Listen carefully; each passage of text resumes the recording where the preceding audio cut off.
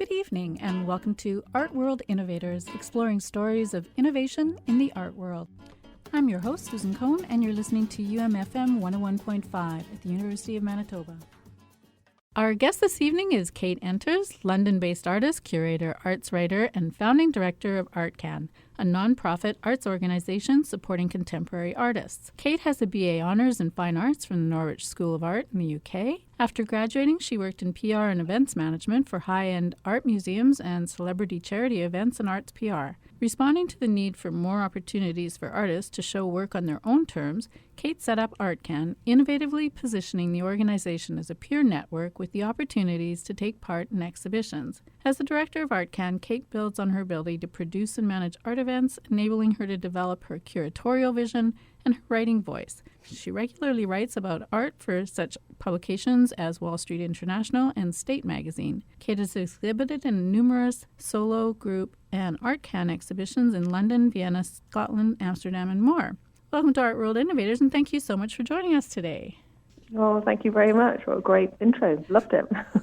You have an innovative series of artworks with charming titles and literary quotes. Can you tell us the stories behind a few of your favorites and what inspires your captivating paintings? Oh, wow. It's basically just responding to everyday moments, and sometimes they're quite simple and they don't tend to necessarily have a sort of deeper meaning than just having something that's recognizable within them. So like an open book on the top of a table, which might remind someone of a moment when they were sitting in a cafe or waiting for someone who's going to join them for a meeting, or just that sort of general everyday objects which sometimes gets looked over or sort of missed, and they are just as important. The small things make up things that are big and important, as opposed to always looking at the bigger picture. So I'm hoping that they're reflective of other people's experiences, and in that way it gives them their own story that they can respond to when they see the work. So that's sort of the sort of background and the concept of it, and why some of them are sort of my favourites. It'll be because I'll try and capture myself within a moment and what it is that I'm experiencing at that time, like a view out of a train window when I'm actually on a journey going somewhere, or like say just having to just put down a book, or just little things like that, which I try and hold those moments quite still within myself, and that's where the inspiration comes for the paintings.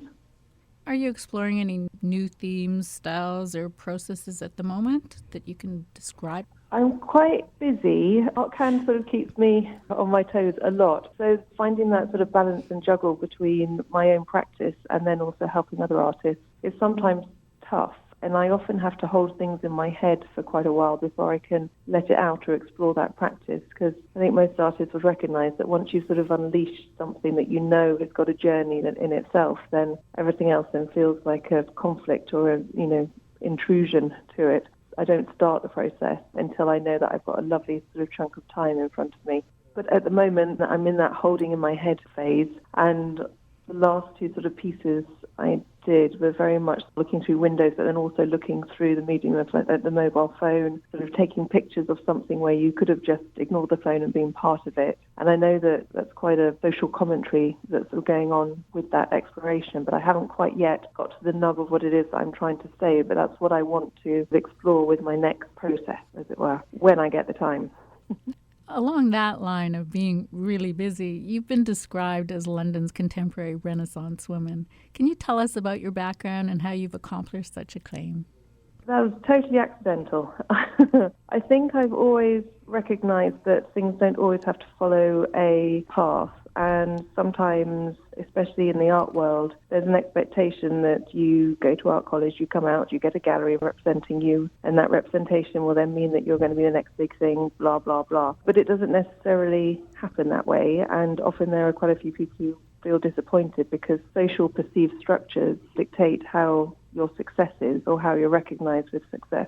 And I think I've always wanted to slightly challenge those structures and that perception to make sure that there are other routes and other ways of expressing yourself, especially as a creative, and ensure that there are platforms that you can exhibit within or be engaged within, even if you're not an actual practitioner. You can just still feel like you're part of something that's sort of creative or more like the arts world without having to be a gallery director or have a gallery or be an arts writer specifically talking about high-end auction houses or things like this. There's a lot more to the world than these small pockets of what's perceived as the right thing within the art world. That probably crosses other areas, but my passion is very much art, just because that's how I express myself and how I've found myself trying to navigate this crazy world. And so my immediate response to the art world has been varied, and that's why finding alternative ways of doing things and giving those opportunities to other artists felt really important to me.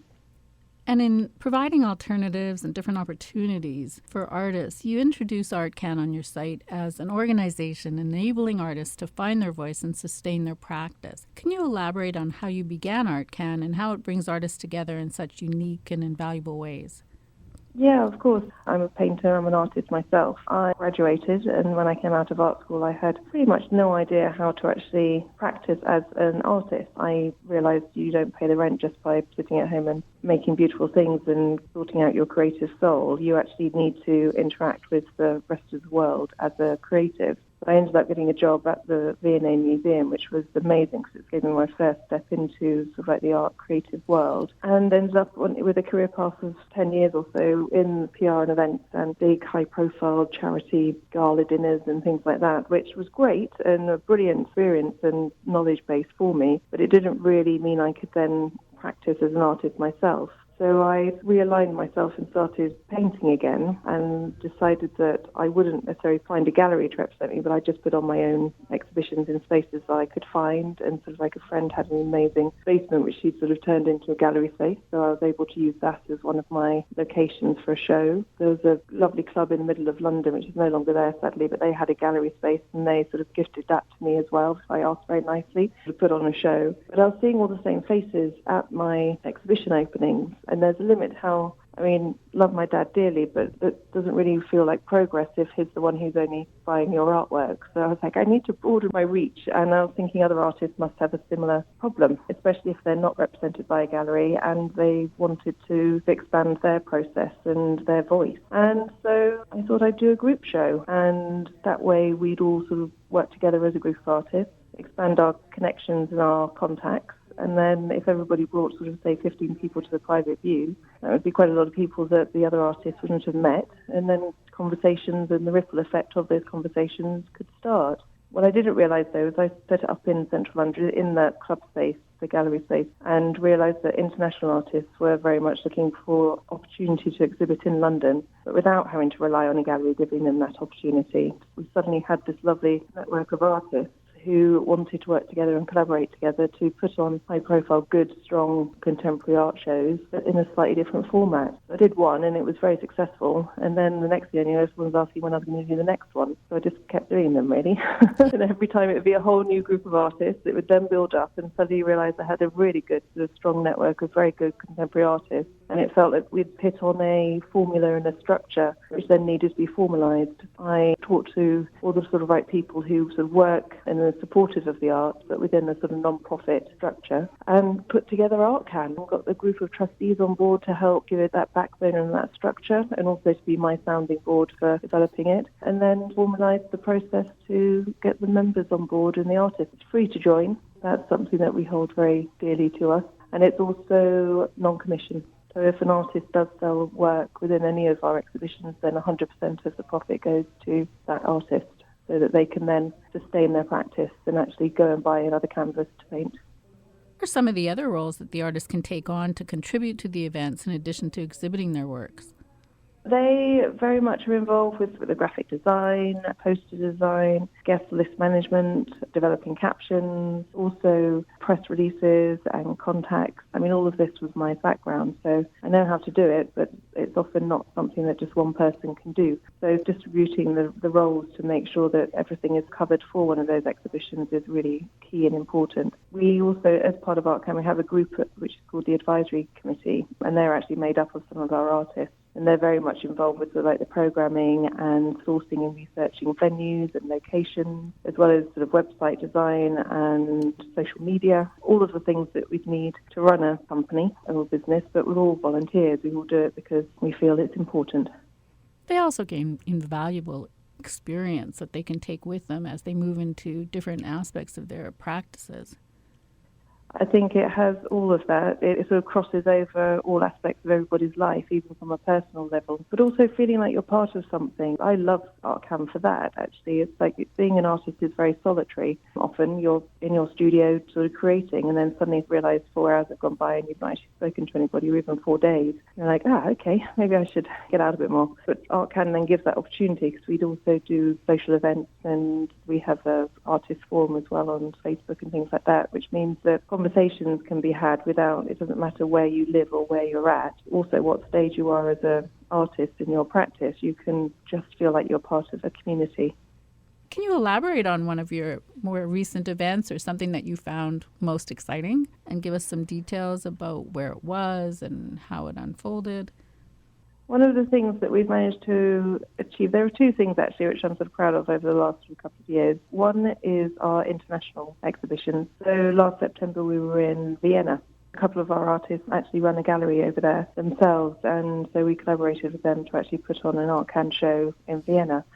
It was open to all our artists as well as local Austrian artists, and it was incredibly successful. That collaborative development and having an artist on the ground wherever you decide to do a show is just invaluable. So that was just great, and we are really keen to make sure that we are not just seen as UK-based, even though it's run out of London, but we love anything we can do that crosses a border and breaks down some boundaries to make sure that everything is accessible and open across the world. So that's something we really enjoy doing. We've got more plans for that in 2020. And the other thing is actually doing things that are slightly more alternative, and we were very lucky to be given an opportunity to exhibit at the Shard in London. A very open-thinking corporate organisation called Duff & Phelps wanted us to fill their offices with artworks, and it's the 14th floor of the Shard, and one of our trustees actually was in touch with the company and able to give us this opportunity. We had to go and obviously sort of pitch and sort of give the brief as to how we can bring artworks into the working environment, and how studies have shown how brilliant that is for health and mental well-being for office workers. So it was a really lovely synergy of them wanting it and also us knowing that we were going to be doing good at the same time, having a really quite awesome place to exhibit art. So we've ended up there quite a long residency, and we're about to hang our second show with them actually next weekend. So it's something that's then going to be an ongoing exhibition opportunity with them. What we've also found is that it sells very well, because often people are so busy that they can't actually go to a gallery, or sometimes they even want to go into a gallery to look for art, whereas this feels much more accessible, and they see something on the wall. Even some of their clients coming in for meetings have walked past things and said, oh, I'd like that. And because it's all for sale, we just put them in touch with the artist, and there we go. It's just been really successful on lots of different nuanced levels. So yeah, I'm very proud of that one. I'm looking forward to the next round. You're also an eloquent writer and an experienced interviewer, revealing captivating stories about artists and contemporary issues. When did you first know you needed to express your ideas in writing as well as painting?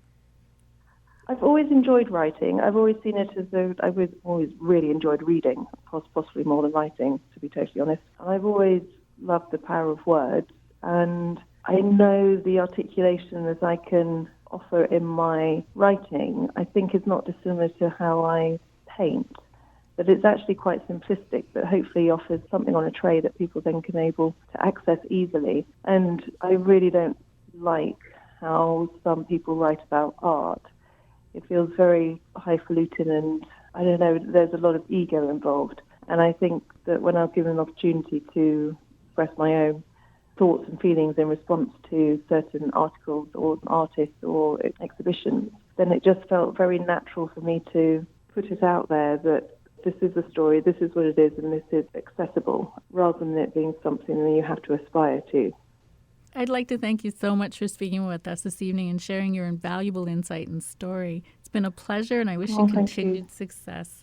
Thank you so much for having me. It's been really nice to talk with you. Thank you. That was Kate Enters, London artist and director of ArtCan, a nonprofit arts organization in the UK. I'm your host, Susan Cohn, and we thank you for listening to Art World Innovators here on UMFM 101.5 at the University of Manitoba. Join us again next Wednesday from 5:30 to 6 p.m. for more on today's innovators in the art world.